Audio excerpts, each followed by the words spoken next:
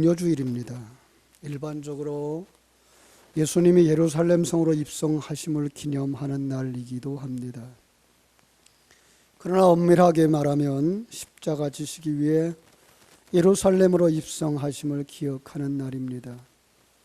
예수님은 이 주간 우리가 보통 성금요일이라고 말하는 13일의 금요일, 왜 13일이 되었는지 아시나요?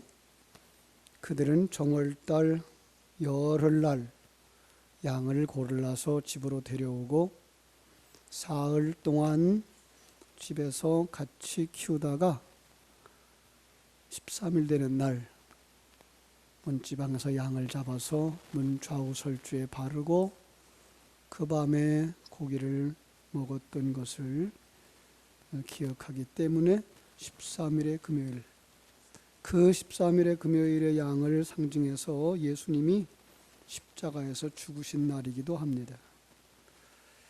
옛날에 나라를 대적하는 사람들, 죄인들을 처형하는 방법이 여러 가지가 있었다고 합니다. 참수형이 있었죠. 목베어제는. 사약을 내리는 경우도 있었습니다. 극약을 마시고 죽이는. 능지처참도 그 중에 무서운 처벌 방법이었다 그럽니다. 그런데 십자가의 처형은 그보다 더 고통스러운 방법이라고 말합니다.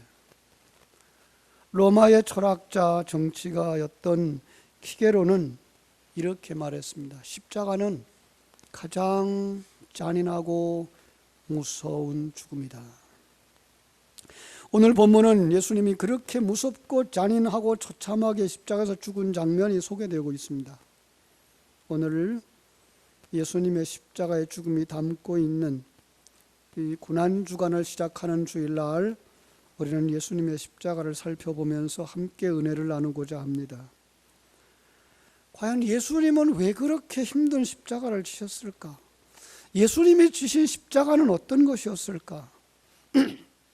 오늘 본문을 살피면서 예수님이 지신 십자가는 조롱과 멸시의 십자가였다라는 것을 알 수가 있습니다. 예수님이 이 땅에 내려오셔서 이 유한한 공간 속에 도성인생하셔서 내려오신 그 자체만도 큰 고통인데 거기에 고통을 더하는 것이 이 타락한 인생들이 그 하나님의 놀라운 사랑을 모르고 그분을 향하여서 멸시와 조롱을 하는 것입니다. 35절에 보면 백성들이 서서 구경합니다. 관리들이 비웃으며 조롱합니다. 아, 저가 남은 구원했으나 자기는 구원해보지 못하는구나. 능력이 있으면 거기서 내려와 보라 그러지. 36절에 보니까 군인들도 신 포도주를 주며 조롱합니다. 당신이 유대인의 왕이라며 당신 자신이나 구원해보지. 39절에 보면 예수님과 함께 십자가에 못 박힌 강도들이 있었는데 그쪽에 한편 강도가 예수님을 향해 비아냥거립니다. 당신이 그리스도라며 풍랑이는 바다를 잔잔케 했다며 소경도 눈을 뜨게 했다며 그 능력을 발휘해서 우리 같이 좀 내려가자. 마태복음 27장에 보면 지나가는 행인들도 비웃고 지나갑니다. 그렇게 자기가 그리스도라고 떠들고 다니더니 꼴 좋다. 다른 사람들 구원하지 말고 자기 몸이나 구원하라지. 여러분, 이 모든 이야기를 듣는 주님 얼마나 부끄럽고 수치스러웠을까요? 만왕의 왕이시고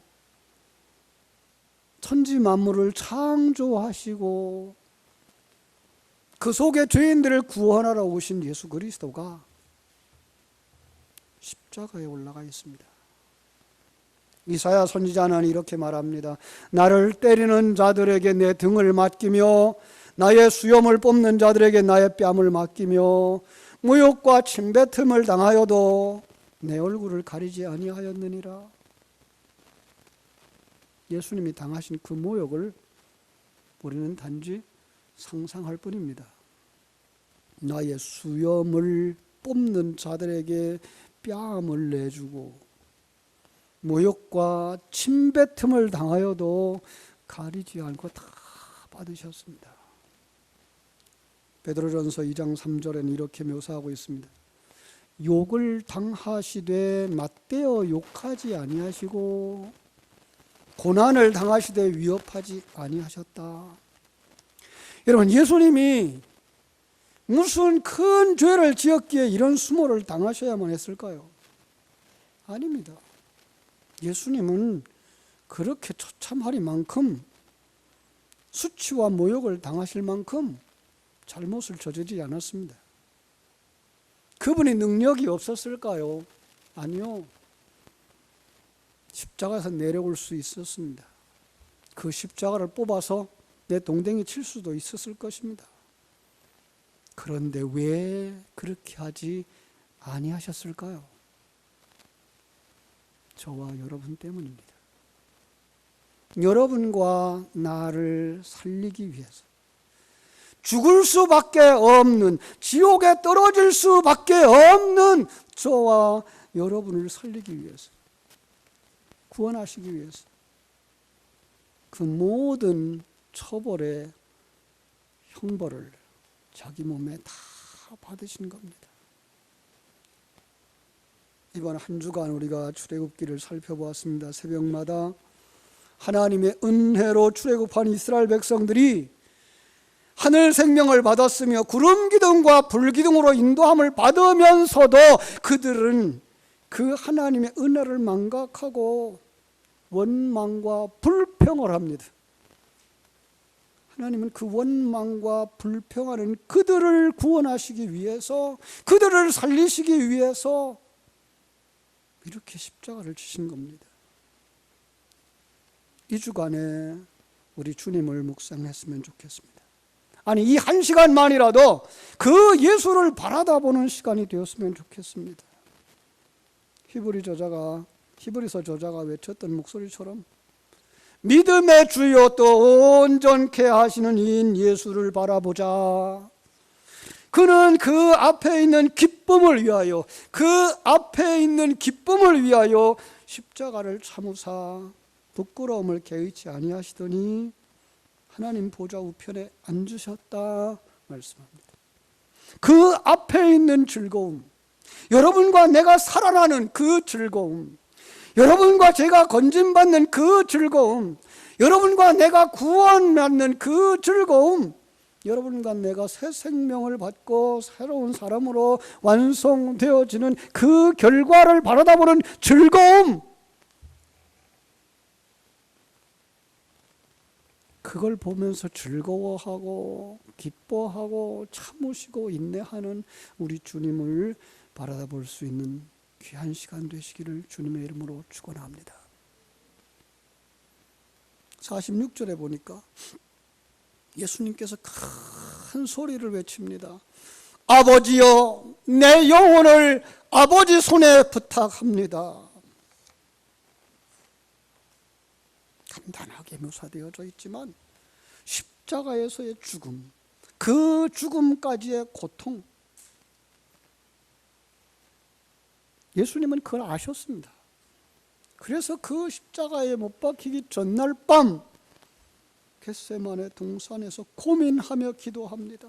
얼굴을 땅에다 대시고 기도합니다. 아버지, 만일 하실 수만 있거든 이 잔이 내게서 지나가게 하옵소서. 우리는 주님이 십자가에서 받은 고통을 느낄 수가 없습니다. 다만 로마시대 십자가 처형의 기록만을 가지고 조금 상상해 볼 뿐입니다. 오늘도 영상에서 보셨습니다마는 십자가 처형은 십자가를 못 박히기 전에 채찍질 당하는 겁니다. 채찍의 끝에는 짐승의 뼈가 달려있고 납조각이 달려있고 쇠끝머리가 달려있어서 한번 내려치면 살에 감겨서 살에 붙어버립니다. 잡아채면 피부가 찢어지고 살점이 떨어져 나갑니다. 맞은 자리에 또 맞으면 살은 더 떨어져 나가고 심지어 뼈까지 보이는, 더 심하면 창자가 터져서 나오는, 그걸 한 번, 두 번 매 맞은 게 아니고 40에 하나 감안매 39번을 맞으셨습니다. 만신창이가 된 겁니다. 머리에는 가시 면류관이 쓰여졌습니다. 여러분, 여기에도 가시가 있습니다마는 이 나무로 면류관을 둥그렇게 만들었다고 생각해 보십시오. 그리고 그걸 갖다가 살며시 얹어놓은 것이 아니라 위에서부터 아래로 내려 미는 겁니다. 아플 걸 걱정하는 게 아닙니다. 이 사람이 어떤 고통을 당할 걸 걱정하는 것이 아닙니다. 왜요? 그 사람들 생각에는 이 사람 어차피 죽을 사람. 그런데 당하는 사람의 그 고통은 어떻겠습니까? 두통? 치통? 생리통? 그 정도 아닙니다. 그건 진통제 하나라도 해결이 됩니다. 그러나 우리 주님이 당하신 그 고통은 말로 헤아릴 수 없는 큰 고통이었습니다. 그런데 이거보다 더 견딜 수 없는 것이 있었습니다. 그것은 바로 아버지와 영원 전부터 영원까지 살아가시는 그분이 아버지와 한순간도 떨어진 적이 없는 그 하나님의 끈끈한 줄이 끊어지는 아픔, 단절의 아픔, 지옥 형벌을 몸으로 채우는 아픔, 종말적 고통, 그걸 주님이 친히 감당하신 것입니다. 아버지 어찌하여 나를 버리셨나이까라고 외칠 정도로.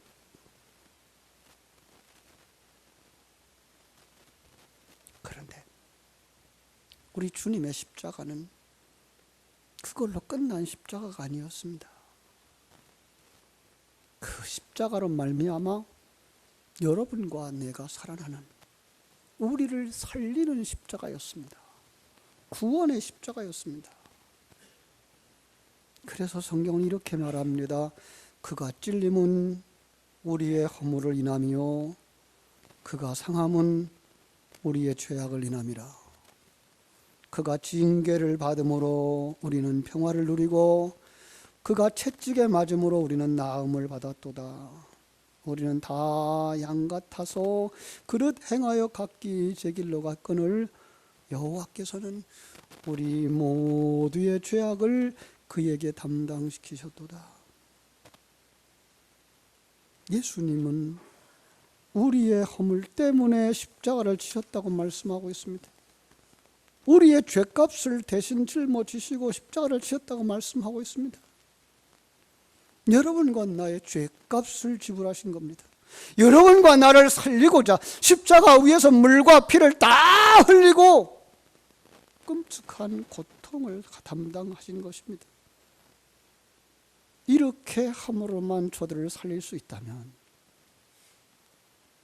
내가 수모를, 내가 모욕을, 내가 고통을, 내가 죄값을 받겠습니다. 주님은 그 자리에 서 있는 겁니다. 이렇게 함으로 저들이 구원할 수만 있다면, 이렇게 함으로 저들이 눈을 뜰 수만 있다면 내가 희생되겠습니다. 들판에서 양들이 한가롭게 풀을 뜯고 있습니다. 큰 양도 있고 작은 양도 있고 어미 양도 있고 새끼 양도 있습니다. 이 갓 태어난 새끼 양이 어머니의 젖을 먹으려고 졸졸졸졸 따라다니고 놀고 있습니다. 그런데 그때 하늘 꼭대기에 독수리 한 마리가 나타났습니다. 그 어린 새끼 양을 채가기 위해 쏜살같이 달려옵니다. 어미 양은 위험을 감지하고 새끼 양을 얼른 자기의 품속에 숨깁니다. 독수리가 그 어미의 양을 공격합니다. 어미 양은 그래도 그 새끼를 품고 있습니다. 멀리서 이 광경을 보고서 목동이 급하게 달려갑니다. 돌멩이를 던지면서 달려갑니다. 가까이 가서 보니까 어미 양의 머리에서 피가 흐르고 있습니다. 두 눈이 움푹 파여 있습니다. 그래도 어미 양이 새끼 양을 끌어안고 있습니다. 새끼를 살리기 위해서, 내 새끼를 살리기 위해서 눈을 잃어버려도 그 고통을 감수한 겁니다. 하나님이 이렇게 말씀하십니다. 이것이 내 마음이란다. 이것이 예수님의 마음이란다. 이것이 어미의 마음이란다. 이것이 목자의 마음이란다. 여러분과 저를 살리기 위해서 십자가 위에서 온 몸을 찢기시며 고통을 당하신 것입니다. 기독교의 역사 인물 중에 성자로 일컬어지는 성 프란시스가 있습니다. 성 프란시스가 아시스 거리를 울며 걸어갑니다. 사람들이 물어봅니다. 왜 우십니까? 그는 손으로 하늘을 가리키면서 십자가의 사랑이 나를 울게 합니다. 성 프란시스에게 십자가의 의미와 은혜가 임한 것입니다. 나를 위해 죽으신 그 십자가를 생각할 때 그 눈에는 눈물이 고였던 것입니다. 많은 사람들이 그래서 이렇게 노래합니다. 십자가 그 사랑 멀리 떠나서